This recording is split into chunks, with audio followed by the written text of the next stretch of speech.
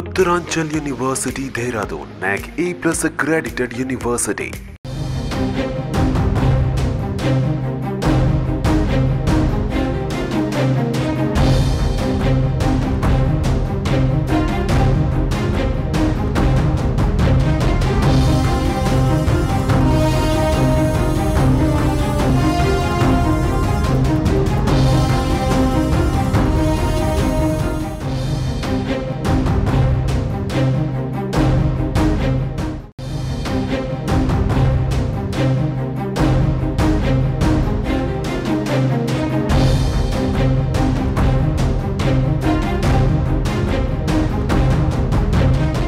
ఇటీవల దేశంలో బాంబు బెదిరింపు కాల్స్ కలకలం రేపుతున్నాయి. తాజాగా హైదరాబాద్ ప్రజాభవన్ నాంపల్లిలోని సిటీ సివిల్ కోర్టుకు బాంబు బెదిరింపు వచ్చింది.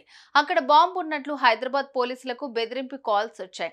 బాంబు స్క్వాడ్ తో పాటు పోలీసులు 2 ప్రాంతాలకు చేరుకుని ఆ ప్రాంతమంతా చుట్టుముట్టి పెద్ద ఎత్తున సోదాలు చేపట్టారు. ప్రస్తుతం తనిఖీలు ముగిశాయి.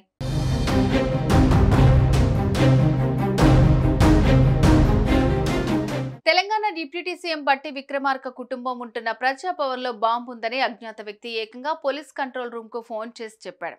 వెంటనే రాష్ట్ర పోలీస్ శాఖ అప్రమత్తమైంది. Intelligence security wing, Hyderabad city security wing police అధికారులు రంగంలోకి దిగారు. బాంబ్ డాగ్ స్వాడ్ బృందాలు ప్రజాభవన్ చేరుకుని అనుమానము తనిఖీ చేపట్టారు. పంజాగుట్ట ఏసీపీ మనోహర్ కుమార్ తన సిబ్బందితో చేరుకుని పరిస్థితిని సమీక్షించారు. ప్రజాభవన్ నివాసం లోపల ఉన్న అన్ని గదులను, bedrooms, kitchen, dining hall, visitor halls, deputy CM chamber, gym, garden పరిసర ప్రాంతాలను డాగ్ స్క్వాడ్ బృందాలు పోలీసులు తనిఖీలు చేశారు.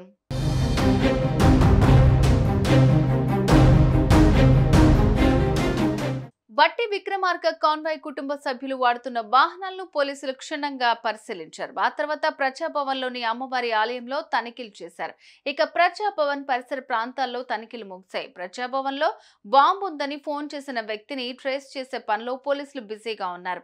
మొబైల్ సిగ్నల్ ఆధారంగా కనిపెట్టే పనిలో ఉన్నారు. ఫోన్ చేసిన వ్యక్తి ఆకతాయ, ఉద్దేశపూర్వకంగా ఫోన్ చేశాడా అనే కోణంలో పోలీసులు దర్యాప్తు చేస్తున్నారు. మరోవైపు తనిఖీలు ముగిసినా ఇప్పటి వరకు ఎలాంటి బాంబు లభ్యం కానప్పటికీ అది ఫేక్ కాల్ అని పోలీసులు ప్రకటించలేదు. అయితే సిటీ సివిల్ కోర్టులో బాంబ్ కాల్ ఫేక్ అని నిర్ధారణకు వచ్చినట్టు తెలుస్తోంది.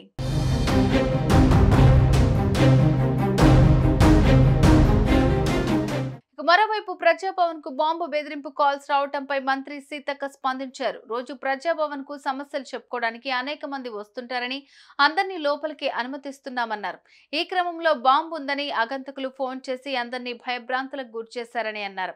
తమకు ఎవరి మీద అనుమానం లేదని మంత్రి సీతక్క స్పష్టం చేశారు.